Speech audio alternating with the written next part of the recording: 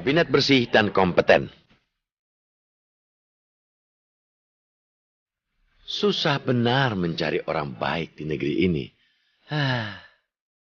Untuk mendapatkan figur seperti itu, kita ibarat mencari jarum jatuh di tumpukan jerami. Pengalaman Presiden ke-7 Republik Indonesia Joko Widodo dalam memilih calon menteri menjadi fakta paling telanjang betapa krisis orang baik tengah melanda Indonesia. Jokowi telah menyerahkan daftar berisi 43 nama calon menteri kepada Pusat Pelaporan dan Analisis Transaksi Keuangan atau PPATK serta Komisi Pemberantasan Korupsi atau KPK. Dari 43 nama calon itu, sebanyak 15 orang dinyatakan KPK beraport merah dan kuning.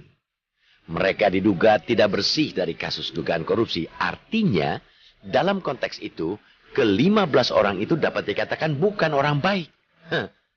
8 dari mereka bahkan diduga keras dapat menjadi tersangka kasus dugaan korupsi dalam kurun 2 hingga 3 bulan jika Jokowi jadi memilih mereka sebagai anggota kabinet pemerintahan mendatang. KPK pun merekomendasikan agar nama-nama itu dicoret dari daftar kabinet Jokowi JK. Untunglah Jokowi tidak sekadar basa-basi dalam melibatkan PPATK dan KPK dalam proses seleksi anggota kabinet pemerintahan Jokowi JK 2014-2019. Setelah menerima feedback dari KPK tentang rekam jejak yang menyedihkan dari sejumlah calon menterinya, Jokowi tidak mengabaikan catatan merah dan kuning dari lembaga yang selama ini diakui publik sebagai penegak hukum paling kredibel dalam upaya pemberantasan korupsi itu.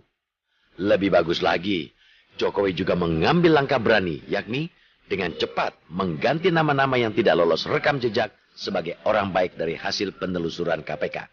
Karena itu, sangat dipahami jika Jokowi kemudian menunda pengumuman komposisi kabinet kepada publik.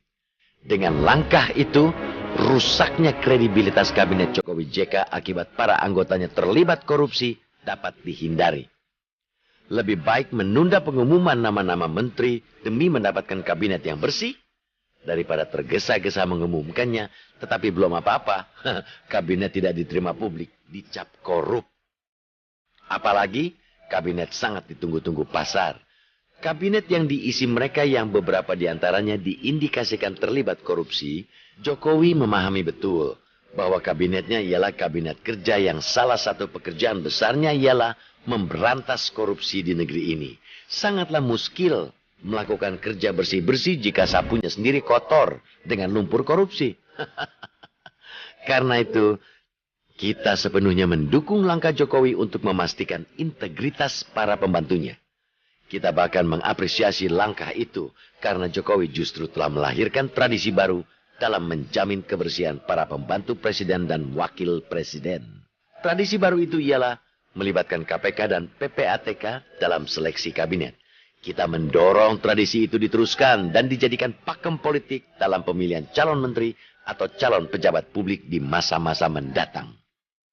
Kita berharap orang-orang baik yang kelak terpilih dalam kabinet Jokowi JK itu juga orang yang benar-benar bisa bekerja dengan baik pula. Kita tidak ingin kabinet yang terdiri dari orang-orang baik ini kemudian tidak kompeten, tidak bisa bekerja. Jangan sampai.